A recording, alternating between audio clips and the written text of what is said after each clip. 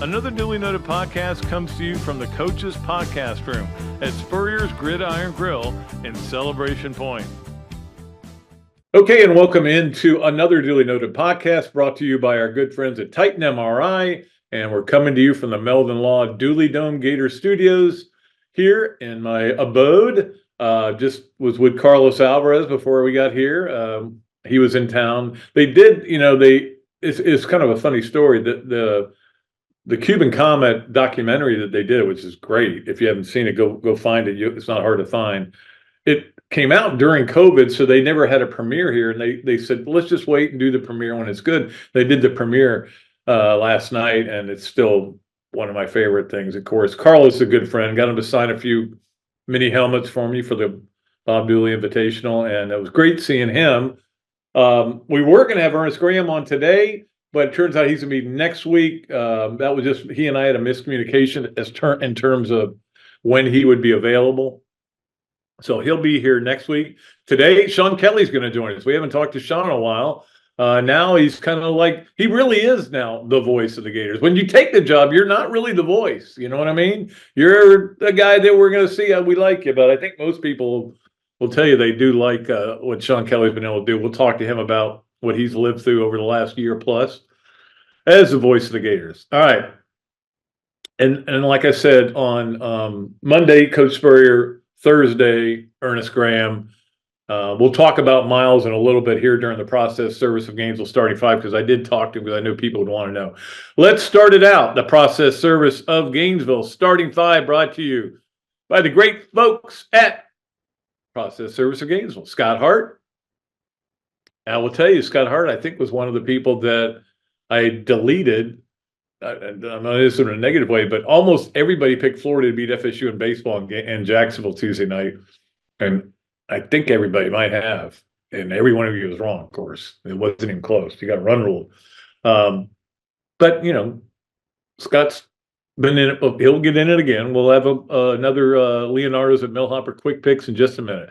But first, we're going to go to the stories on the process service of Gainesville starting five. The five biggest stories of what we do at this time. And number one, I think, is Riley Kugel leaving, even though nobody thought he was coming back. Least of all Todd Golden, I would think. It's been a weird deal. I don't know what they can do, what the next and I guarantee you there are coaches lining up at that portal window. It's like they're shoving money in. Like, it's almost like they're saying, yeah, give me more chips at the portal window. And there's a coach that's going to go, I'm going to fix this guy. I'm going to get him straight now. I'm going to make him the NBA player people thought he was going to be. Well, good luck. And I don't want any harm to come to him. It's just like we were talking about with the ETN the other day. I don't want him to fail at life. I don't particularly hope that he's a great football player for the University of Georgia. And wherever Riley Kugel goes, it's kind of like with Keontae, you want him to do well. You don't want him to beat Florida, but you want him to do well, especially what Keontae dealt with. In Riley Kugel's case, whoever gets him, wherever he goes, I hope it's not in the SEC, but it may well be. They know him very well. I hope they can bring the joy back to his game. Because, we're talking about a human being here. And we're not talking about, I hope he breaks his leg. It's just like when people get hurt. You never want to see people get hurt. If they're not able to play in a game because they've got a sprained ankle, you're allowed to go, okay, that may be good for our team. But you're not like what happened to Handlock. I'm sure there wasn't anybody saying, that was great, man. Now we can win. No, but with Kugel, I just hope they can find his joy. Because his joy's gone, man. It's been gone all year. And I know why. I know the numbers. I know last year he took over the team and he was unbelievable. Averaged 17 points a game in the last 10 games. They had a guard in Zion Pullen who was a better guard. Zion Pullen point guard versus Riley Kugel point guard, it's not even close. It's like a 9 to a 5. Walter Clayton shooter, Riley Kugel shooter, it's about a 7 to a 4. So those guys were, Kugel wasn't going to play as much, and obviously he didn't particularly care for it. They had the big come to Jesus meeting with him. Seemed to work for a while, but then we see the game when they're playing. He plays well against Georgia, helps them win that game, pull that game out in the SEC tournament. The next two games, he doesn't get off the bench. Something happened at practice. you're down Micah Hanlock. And anyway, whatever the point is, you hate to see a guy that's this good an athlete hits it all away, to be honest with you. And I hope he doesn't. I don't want him to do that. Now, they're playing Georgia, say, and if he's playing for Georgia, yeah, am I going to root against him? I'm going to root for him not to do well at all. Of course I am. Because I'm not like a lot of people. I am a GFL, okay? Some of these people say, I'm coming home. I'm gonna come home, and this is where I'm going to school until the first really big portal offer comes in. Then I'm gonna go somewhere else. We'll see where he ends up. I think if I was Riley Kugel, I would try to go somewhere where you're the best player on the team. And he's the best athlete on most teams. He is an incredible athlete. He's not the best player on a lot of teams, including this one, obviously. Too many one-handed passes, not a good ball handler, too many turnovers, not a great shooter. He could score. I think somebody in the right system, it could work out. Wouldn't work in this system, and he's gone. And I feel kind of sad, to be honest with you. I do. I feel sad that he was such a big part of what this team is going to be. You think about this. When Florida lost to Auburn, they had an All-SEC player, preseason All-SEC player, and postseason All-SEC player, and Jani Broome, who was awesome. Florida had no answer for him. Meanwhile, Florida's All-SEC player preseason didn't play in the game because he ticked people off, I guess. Well, nobody really knows for sure why he didn't play in the game. Down to 7 guys, why he wouldn't play in the game. Anyway, Riley Kugel, out of my hair. And again, I don't have any hard feelings towards him. I just want to know why. What happened? Why did your body language the first half of the season look like your dog had died? And then you would try to kind of fake it a little bit sometimes, and then you would play good, and then you wouldn't play. I don't know. Not Todd Golden's problem, and not Pat Dooley's problem, although technically he's never been my problem. But I do watch the games. Look, I watched every minute of every game this year. Again, almost all of them at home. I went to a few. And look, I don't know this team like Chris Harry knows them. Nobody knows him like Chris Harry. Chris Harry's got inside access, flies on the planes. He knows, and he's very close to a lot of the players and stuff. But I do know what I see.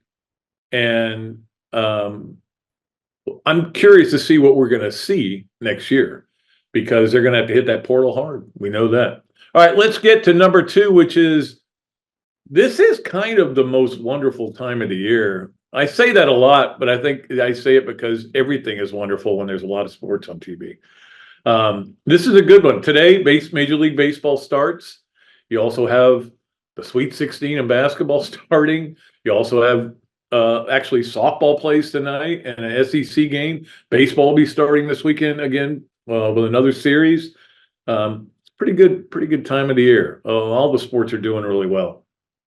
But baseball-wise, I'm kind of like, I want to get into it this year, but the Dodgers pretty much bought a pennant. I mean, if Babe Ruth was available, they would pay him $2 trillion to come back. They just are trying to buy it up, and hey, it doesn't always work. You've seen a lot of Yankees teams that didn't win it all, that had the best players, but they didn't win it all. A shame, though, my Braves aren't playing today because they got a rain out. They were playing, who are they playing? Philly. Yeah, a lot of rain up there. And I know that my friends, Joe Calorio from Titan MRI, and I think he went, and Paul Gardner, I know, was going to the Mets opener, and that got rained out, which is a shame. It's one thing about baseball. It is an outdoor sport. So just because you have a ticket for the game doesn't mean there's necessarily going to be a game. It'll be an interesting season. There's a lot going on, and I'll be watching it, and no doubt about it. All right. Let's get to number 3 on our process service of games. We'll starting 5. A caller asked this on the tailgate the other day, and I was thinking the same thing. I don't know that I've ever seen a quieter spring football than this one. No controversy. Spurrier created a little bit of controversy, but even that wasn't anything big. Don't know much about what's going on over there. We had a long talk about what they could do to make give fans more access, and I'm not sure that they want to. Just quiet. It's very quiet. I don't think it does much to help build support for your coach or your team if it's that quiet, but it's just kind of like, yeah, here are the three guys we're going to bring in, pretty much the same guys. And I'm not blaming anybody over there. I just think that's the way Billy Napier wants it. He wants them to go through their work. There's certain obligations they have to do. They'll have a spring game. They'll probably play it pretty close to the vest in that. But you don't hear much about spring, or this guy looks really good in the spring. You know why? The only people watching them are the coaches. Anyway, we'll see where it goes. Of course, spring game is coming up in just a couple of weeks. And I think we're allowed to go to that. I think we all are allowed to be in that game. All right, number 4, I did want to talk about baseball, and the loss to FSU was bad. Get run rolled in Jacksonville, team place where you always beat FSU, and clearly Sully's not happy with what's been happening. He had this great weekend where he goes, okay, we've turned it around. Just beat LSU 2 out of 3. Got a big, huge break on the one game. But the bottom line is, turn around, get killed by FSU. Now, FSU's way better than they've been. They went to the portal. They did really well in the portal. Florida may need to think about the portal a little more than they have. They like to build it through recruiting. A lot of schools, but again, there's different ways to do it. And again, last year's Florida team was in the last game of the year. So they did it pretty well then. This team could still be there. It doesn't look like it will. One problem I have with this team is that everybody is trying to hit a 3-run homer with the bases empty. They're swinging so hard at every pitch. Okay, exit velocity, I get it. How about hitting it the other way? How about hitting it against the ship? How about laying one down once in a while? Just once in a while. But everybody's trying to hit long homers. I looked this stat up. There are 6 different players on this Florida baseball team that have struck out once a game in their games they've played. You've had 24 games right now. They've at least struck out 24 times. In fact, all of those guys are above that.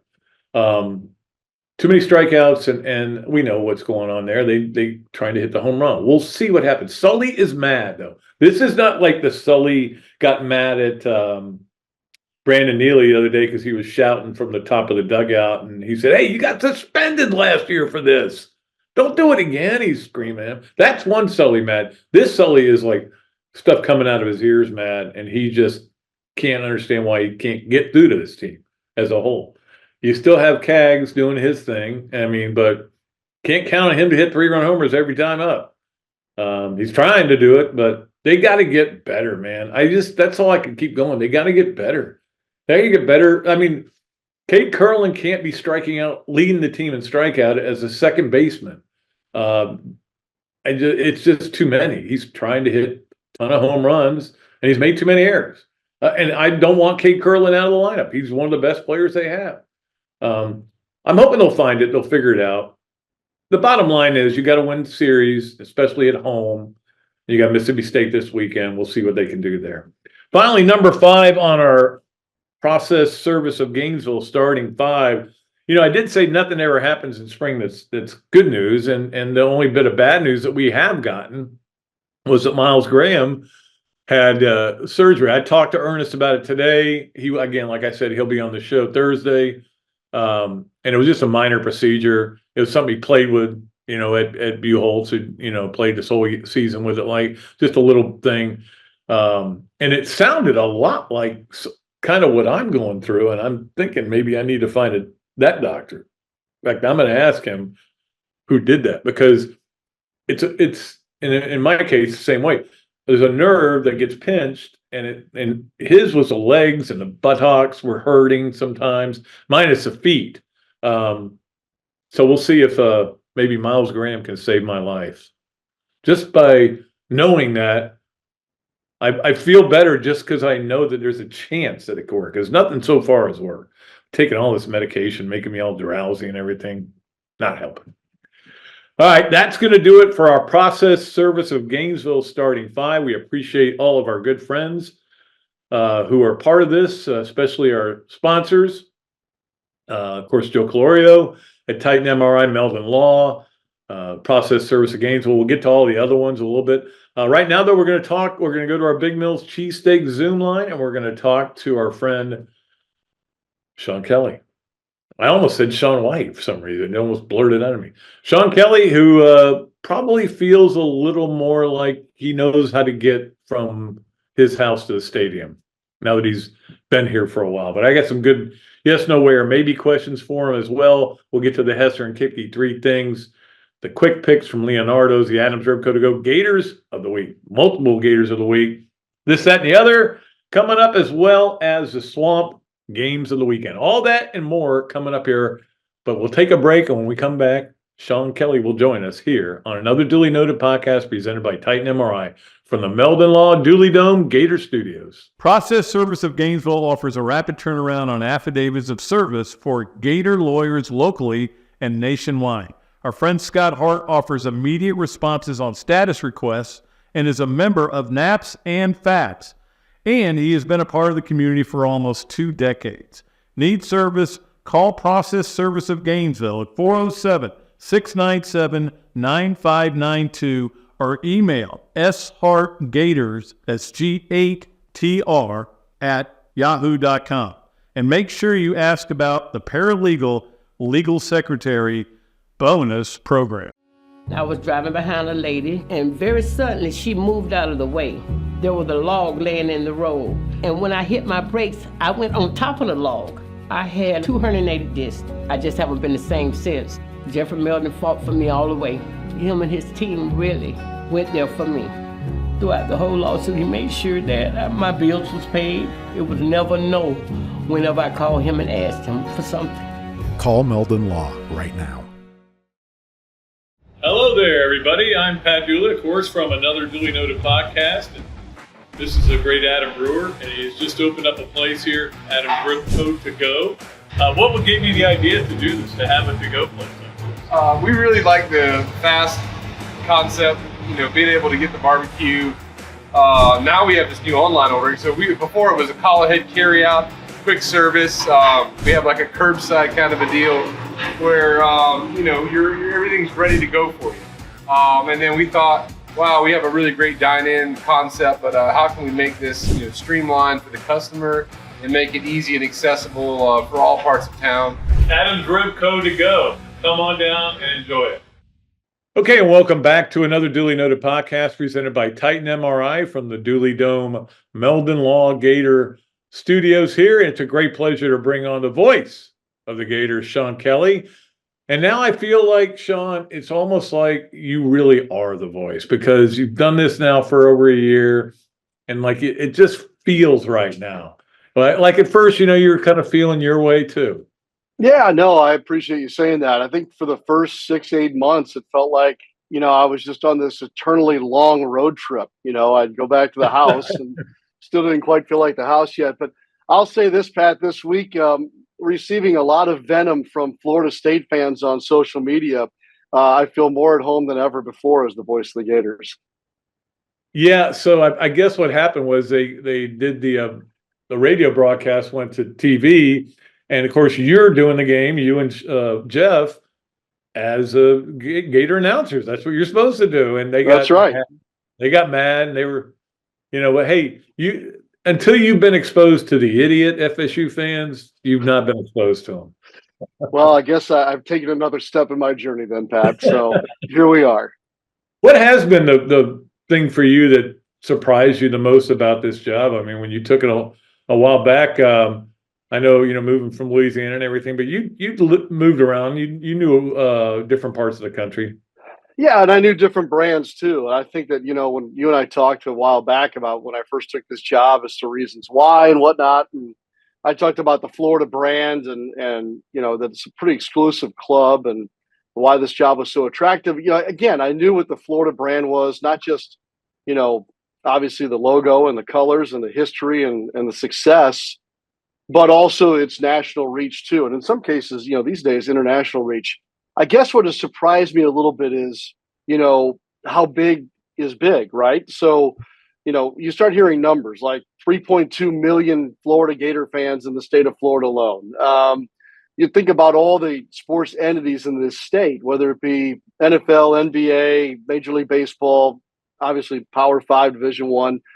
Florida tops them all when it comes to just sheer numbers, data. Number of fans, number of folks who engage on social media, numbers of listeners who catch games on the radio, watch on television, all those things. And I think that probably I've been somewhat surprised in a good way about the reach of the Gators and what this means to so many people, not just in our state, but nationally as well. So I've tried to respect that as much as I can.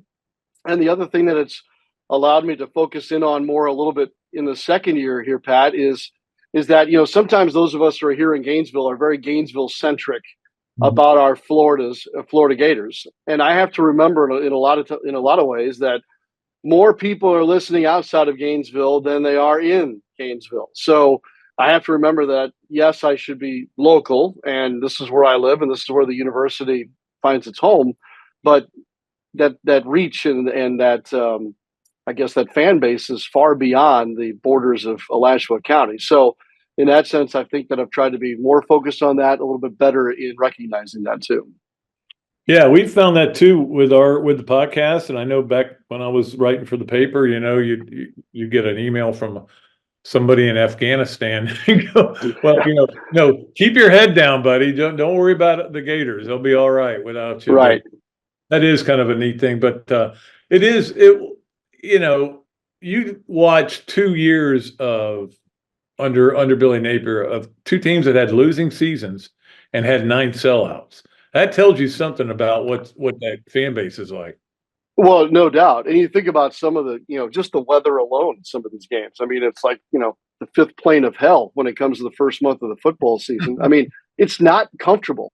No. And it's not comfortable, and the team isn't what you want it to be, but yet they turn out, and it's an event as much as anything else. And it's this passion and loyalty that we find really more so than we do with most pro teams. Don't get me wrong. There are pro teams that have some of this collegiate type feel to them. But that's the thing about this Gators program. And one thing about whether it be, fans who are disgruntled or the passion that comes with going through struggling times is it means so much to so many people that I don't want to say it's like in New Orleans, for example, when I lived there for so long, how the Saints would do or how LSU did was almost this direct representation of that population's identity. Like, if the Saints aren't and the Tigers aren't doing well, that must be something bad about us.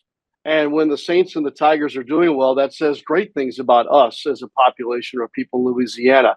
I don't think it's quite like that with the Florida Gators and their fan base, but there are similarities. And, it was funny when I first moved to New Orleans, Pat, in 2002, a friend of mine who had lived in New Orleans, prior had said, Sean, you'll know how the Saints did on Sunday, even if you've locked yourself in a closet and have no access to any media or conversation whatsoever.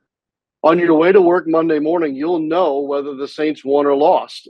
People's mood in traffic, waiting for the elevator, all those things are affected by the way the Saints play on Sunday.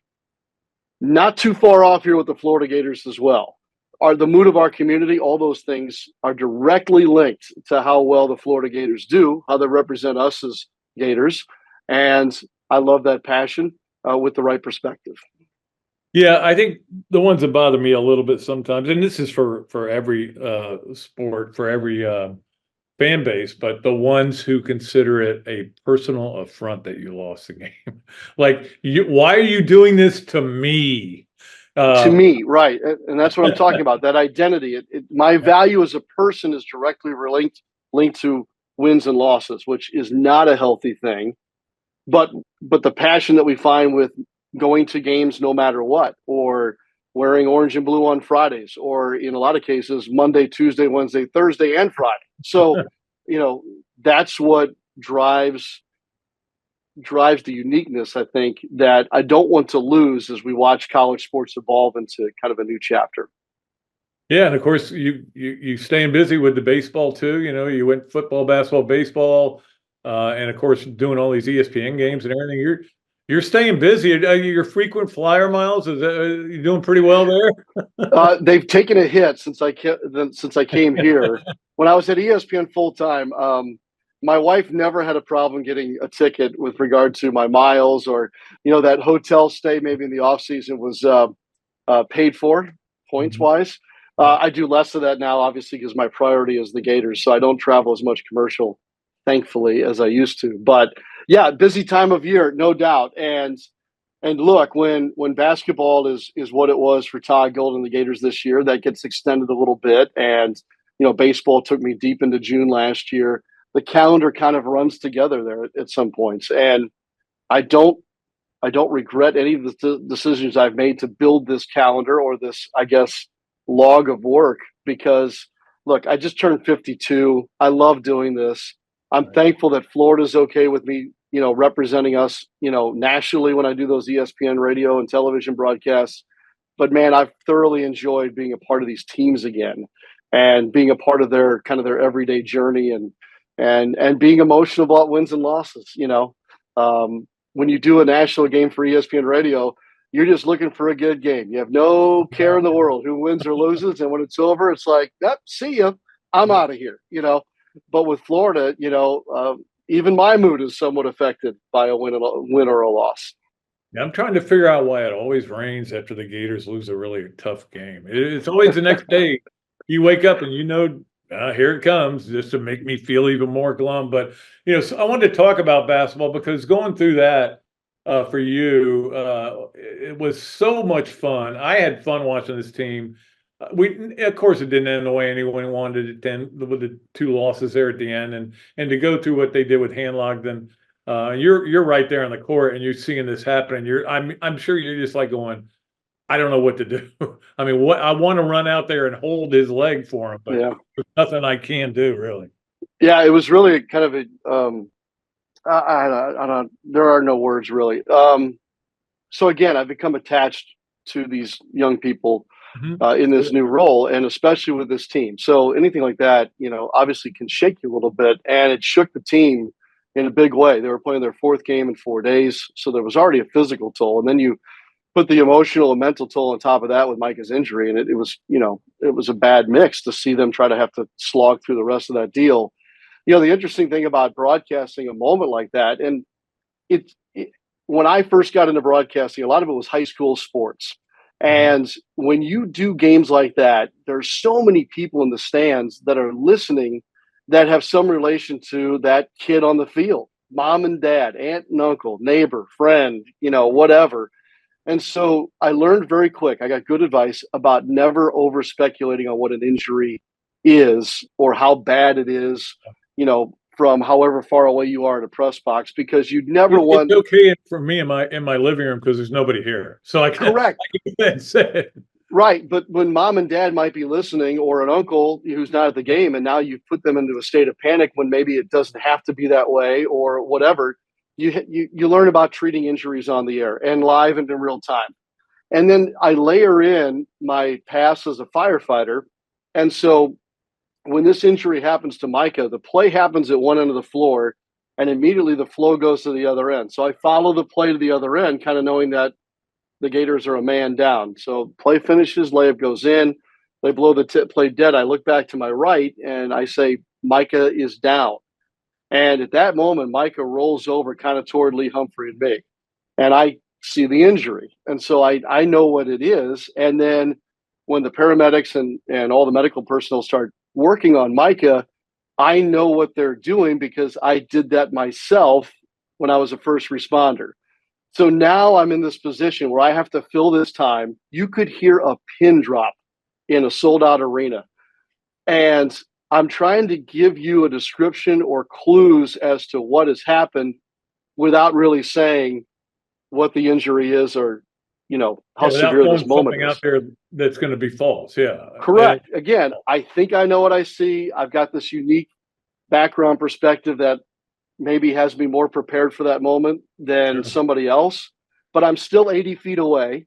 And again, I'm not qualified to diagnose something, with 100% certainty. So it is one of those moments where I'm careful as a broadcaster, and yet I'm now seeing him and his teammates and their reaction, and I'm emotionally invested as well because I'm the voice of the Gators and I'm with them all the time. So it was really kind of a surreal moment to where, you kind of don't feel much, but yet you feel a lot in the moment, and you're just trying to get to the other side of that moment. And then it's like, are we really going to play a basketball game here? And then you just kind of like try to not crank it right back up to level 10 on the volume knob, but you kind of got to get back to that direction. I know it wasn't as serious as Keontae, but No. it reminded me so much of it. And I know you weren't here for that, but when he went down and nobody, even in my office, nobody would even say a word. My daughter was watching the game with me, and we just couldn't talk. And then Florida, you're trying to play a game, which you're wondering why you're even bothering, and then they have a little emotion and it goes good, and then eventually it just comes out of them. They got nothing left. They left. Good about things, and that's what happened to that team. They just at some point in that second half, they just went, oh, God, let's see how Micah's doing. Period. And again, the physical toll of the fourth game and the fourth day. I mean, you've learned the value of the double bye just from a strategic standpoint, but you layer that in as well. And look, you're right. I mean, Keontae was a life and death situation. And I think about my predecessor, and Steve Egan told me the story, about that time, that moment. They were broadcasting remotely, and to have that happen, and you're even more disconnected, and you're trying to connect, I thankfully have never had to be in that kind of a position. By the way, Sean Kelley is coming to you on the Big Mills Cheesesteaks Zoom line. We're going to play Yes, Nowhere, maybe with him in just a second, but I wanted to tell him a quick story of that night going to the Florida LSU football game, because Robbie and I had both just retired, so UF gave us tickets as part of the deal, which was very nice of them, and some other stuff, some swag as well. And then sitting there, and we're like, I don't know if Keontae Johnson's alive or dead. Why am I even watching this game? And then all of a sudden, the shoe goes flying to the air.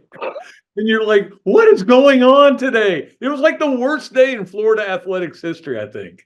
And as fate would have it, I broadcast that game for ESPN Radio and did it from my house. We were broadcasting those games remotely. And if you remember, not only was it just this shoe flying through the air, there was this fog, right? You talked about the weather after bad things happen. It was just like this surreal, like, what is going on here? And then, like you said, the shoe flies through the air. You're trying to sort all this out. I mean, Pat, you're a historian of all things Florida Gators. Can you think of a worse day, a singular day? That to me is the worst day in Florida athletic history. I mean, I guess you could maybe argue when A-Ross Otan died, that was a bad day, but this was just nobody was in a good mood the next day. I can tell you that. No, it was really hard. All right, let us play Yes, Nowhere, Maybe with the great Sean Kelley, of course, voice of the Gators. It is brought to you by Big Mills Cheesesteak. If you go in there, I had a cheesesteak Sunday out of the Kanapaha thing. From Big Mills. It was so good, man. So you get over there, and if you do mention you saw Sean Kelley or listen to him on another Dooley Noted podcast, free fries with your order. All right. How fitting. All right. I've got some questions. All right, here are the questions. All right, number one, Dodgers over the field. I'll take the field. Okay, but I feel like a baseball season's over before it started. I think they're getting Babe Ruth is going to be one of their players next year. So, well, they have the pocketbook to handle that. So that would be what are my categories? That would be a no way. Okay. Well, here's another one for you. Along those same line, Sean, would you take UConn over the field? I asked that question earlier today. I'll take the field. I like parity. Yes, they seem to be the most primed to repeat. First time since the Gators did it in 06-07. So part of my answer there, Jules, is I don't want anybody else to have that. No, and I like Hurley. I like a lot of the players on our team. I like Klingon. He's really good, but got to root against you. Sorry, buddy. We want to be special here. All right, and finally on Yes, No Way, or maybe with Sean Kelley, crawfish etouffee over the field. Ooh. See, I had all those definitive answers before. Yeah. Look, I'm craving anything crawfish right now. Crawfish etouffee is pretty outstanding, and something that we who don't get live crawfish as much like over here, we can do that and satisfy some of that taste. That was Danny Gosh. Werfel's favorite dish, by the way, just so you know. Favorite dish. Yeah, not to be slept on. Is it the king for me? No, I'd have to take the field on that, but I wouldn't turn it down. Exactly. Well, hey, I appreciate you coming on, man, and always great talking to you. And like I was telling you yesterday, we were talking. I said, man, it just feels like I don't even think about you. You know, you doing the games. At first, you're like wanting to hear what it's like, but now, man, you come in dulcet tones. They're great. Love hearing it. Love seeing you in your Gator outfit, man. It's like nothing's changed. Well, that means a tremendous amount to me. I have tremendous respect for you, your work, and what you mean to Gators fans. And so, look, this is taking some time, and it's jarring after a guy did this for 33 years and called the most iconic moments in Gators sports history. So, not that I just want to fit in. I want to be a Gator. I just like the fact that you think that me on the radio sounds normal, and that means the world to me. So, thanks, Pat. Cardozo doesn't sound normal, though. Just tell him that. Well, that's a whole nother show. And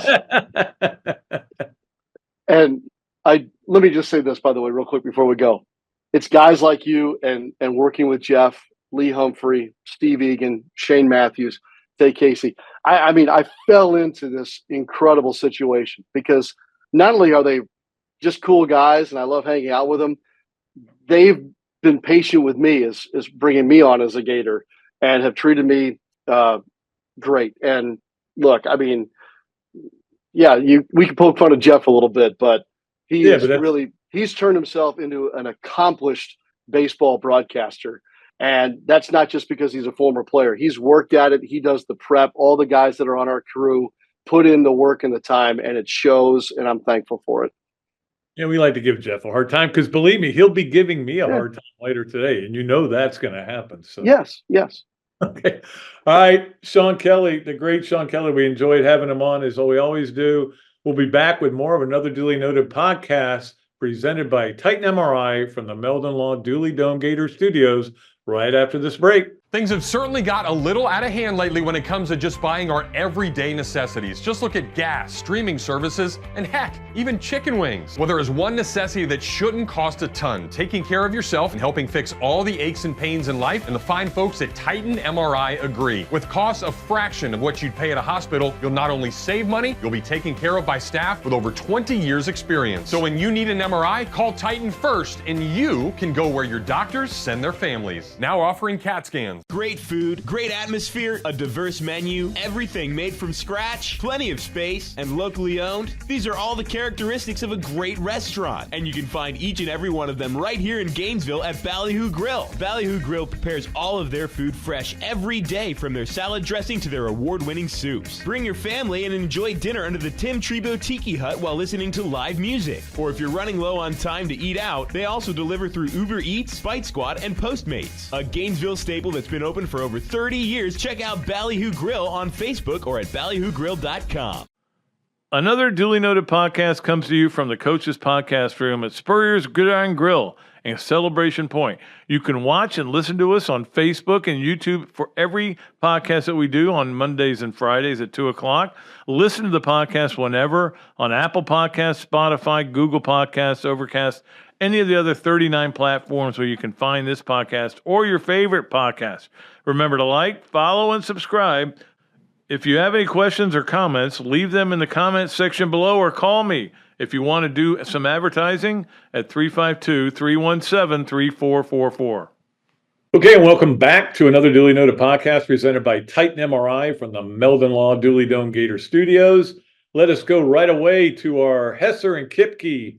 Three things. Hesser and Kipke, of course, the Gainesville law firm, specializing in the areas of family law and workers' compensation. If you're a loyal listener by now of this show, you know who we are. If not, Google the firm, check out the reviews, and hear what our clients have to say. Ken and Jennifer can be reached 24/7 via text or call at 352-339-9920. Hesser and Kipke. We're doing a cool thing for their hole this year. It's we're going to make it like a dessert hole, and people go through there and they get, they have a nice dessert. Hopefully. All right. Let us bring you our Hesser and Kipke 3 things. Number 1 was Draymond Green got ejected yesterday. Why don't they just give us a thing that says, here is when Draymond Green does not get ejected, so it's easier to keep track of that. 4 minutes into the game, man. They need him. You could see Curry was not happy. Come on, man. 4 minutes in the game, you're already arguing with these guys. I don't understand. I heard, I'm trying to think of who was saying this today.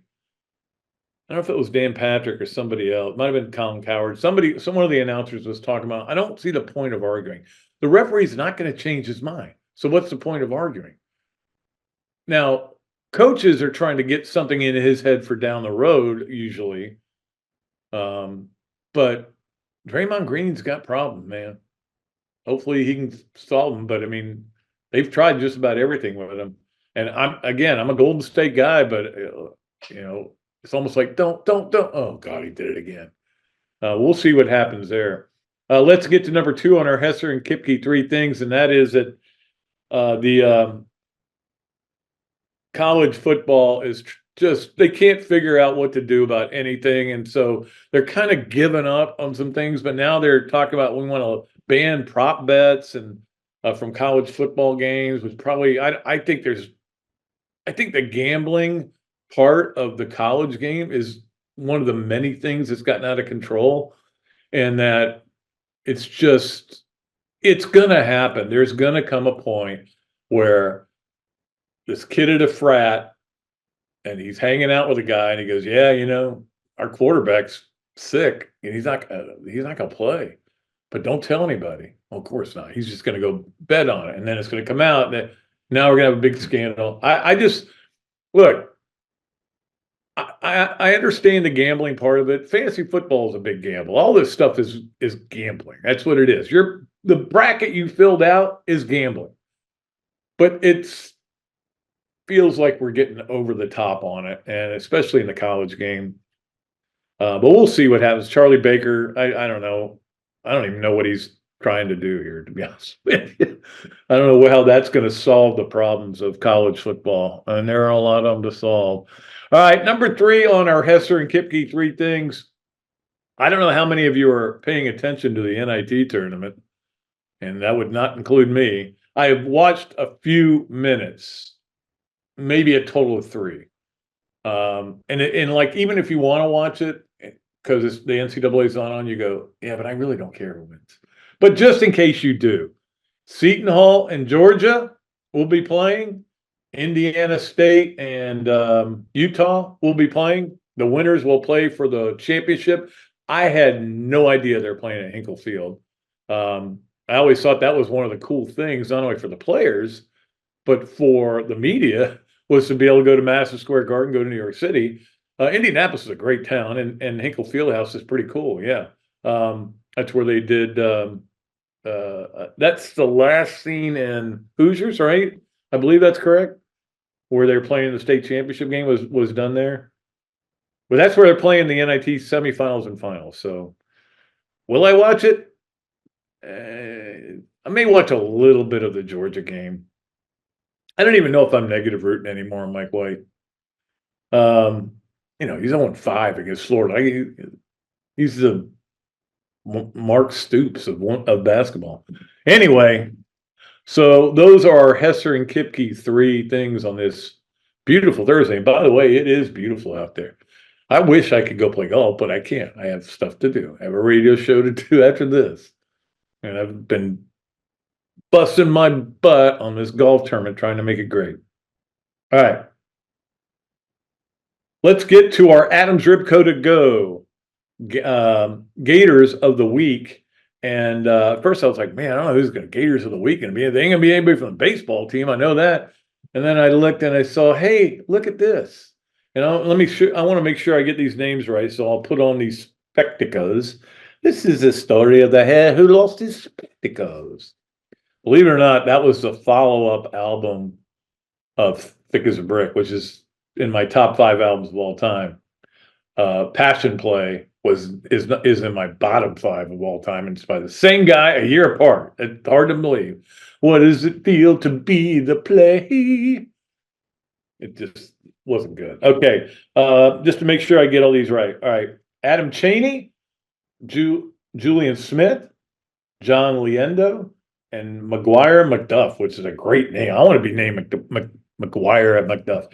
Hey, look at McGuire McDuff over here. He's swimming in the pool. Well, that's what they did, and they won.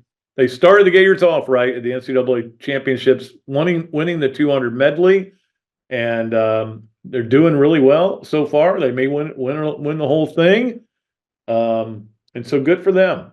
And they are our Adams Ripco to Go Gators of the Week. I had a great talk with Adam the other day about a lot of things, and looking forward to seeing him at the Stop Children's Cancer Gala too. Or is it Gala or Gala? Gala? Sandra Gal. All right, so they are it, and I know that it was an NCAA record. That's right. It was a pool record, meet record, NCAA record. If you set an NCAA record, you're probably setting a pool record. But anyway, so congratulations to them. Thumbs up, Gators. Go get them. And I think they're in. Are they in Indy? Maybe, I think they're in Indy. Maybe not. I'm sure it'll be on TV somewhere. You'll be able to find it. All right, let's get to our Leonardo's at Millhopper quick picks. And I wanted to give you the best game in terms of spread, and that is the game that I'm pretty sure this is a Friday game. Iowa State minus 1.5 against Illinois. I'm leaning towards Illinois in that game. They've been playing so well, but Iowa State is just tough, man. Tough. By the way, I did want to send a shout out to several people, all the people that have sent us helmets for the tournament, and we're honoring Buddy Tevens. He's going to our Hall of Fame this year. We got one from Kirk Ferentz the other day, I was like, okay, cool. I don't think we've ever got one from Iowa, but I was like, it's a miracle it got here because usually something from Iowa doesn't get past the 50-yard line. But hey, I am grateful to all these people: Kirk Ferentz, Billy Napier, Will Muschamp helped me with Kirby Smart, Willie Fitz, Bill O'Brien up at Boston College now. We've got a bunch of them in. We're probably about 11, 12 already. So looking forward to that. And we will be getting one from Sammy McCorkle at Dartmouth. Of course, we're honoring Buddy Tevens, who lost his life, who was a coach at Dartmouth. And we will have on his hole a picture of him. That helmet was the last one he sent out. And so we're going to put that out there and let people get their picture taken with him and fit with it. And hopefully people have a good time. We're still working on some of the things. I want to do a contest of some kind, but I can't figure out what to do. Maybe somebody will have a good idea. I don't even know where I am. Okay, here we are. So Iowa State minus 1.5 against Illinois. Pretty simple. Don't everybody get it wrong again like you did last week. All right, let's get to our this, that, and the other. It's brought to you as always by our great friends at Ballyhoo Grill. We had a great meal there the other night, as we always do. By our great friends at Darshakow Insurance. Appreciate them so much. And by our good friends at Ironwood Golf Course, where we'll be playing the Bob Dooley Invitational. If you have an extra cart, let me know. I don't know. I'll find a way to get it to the course.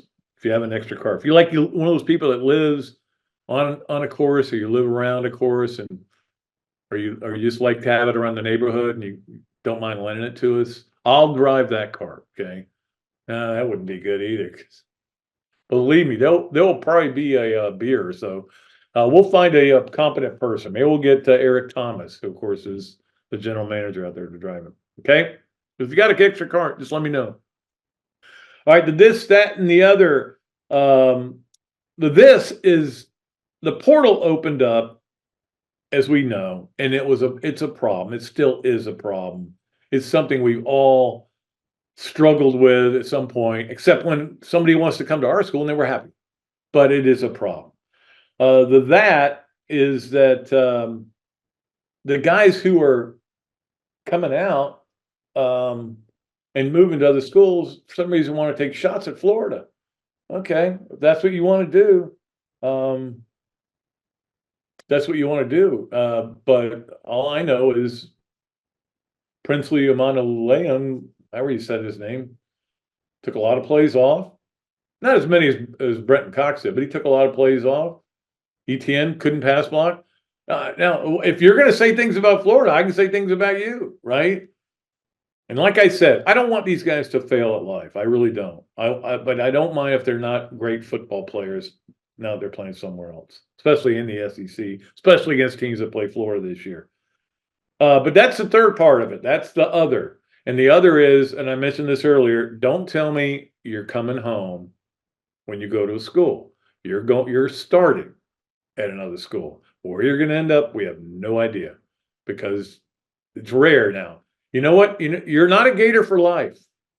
You're only a Gator for life if you spend all of your eligibility at the school, and you get things done, and you're a good person.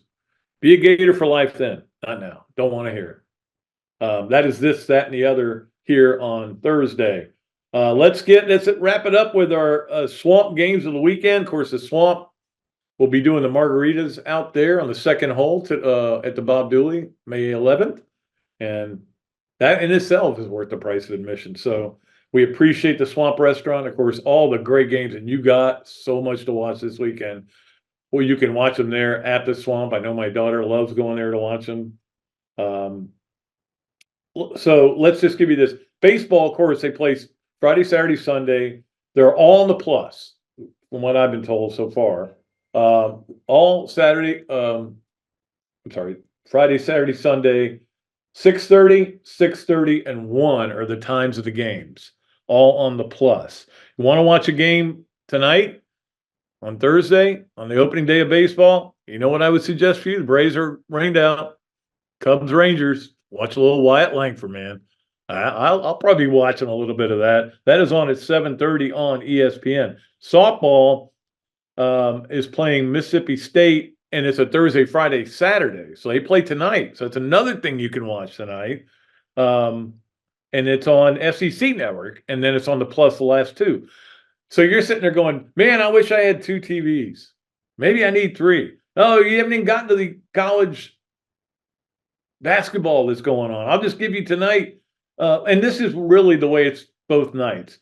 First game's at 7:09 on CBS. That's Clemson, Arizona. San Diego State, UConn, 7:39 TBS. Alabama, North Carolina, 7:39 CBS. Illinois, Iowa State, 10 o'clock TBS. So, yeah, you got to get your pick in early. Sorry, guys. I'm sorry. I just, that's the game I want to do. And then tomorrow, it's the same exact schedule, it's just different teams, obviously. And if you're wondering about that Tennessee game, Tennessee plays Creighton. That's going to be a rough one for old men like me who were yelling at the clouds all the time. In my day, we had one game and we watched it over and over again. But this one is a 10:09 start, and that's if it goes well. 10:09 start, so you're getting to bed. Commercials are usually about 7 minutes. You're getting to bed probably about 1. Yeah. If it's a good game, I'll stick with it. If it's not, I won't. Because tomorrow, all I have to do tomorrow is go have a great breakfast with Grant Holloway. How good is that going to be? I'll talk to him about coming on the podcast too. But mainly, we're talking about the golf tournament. He's got his own golf tournament. Want to help him with that as well. So those are the games. You got a lot to watch, man. Just sit back and enjoy. May want to watch some golf. May want to watch something else. But there's enough to watch, okay? That's going to do it for the show. Appreciate everybody for listening or for watching. We'll be back again Monday with Coach Spur, and then Thursday with Ernest Graham. Thanks so much to Zach for doing a great job of being the producer. And we'll get out of here, and then we'll come back on Monday. Until then, I am Pat Dooley. I am deep. I'm way back. I am out of here.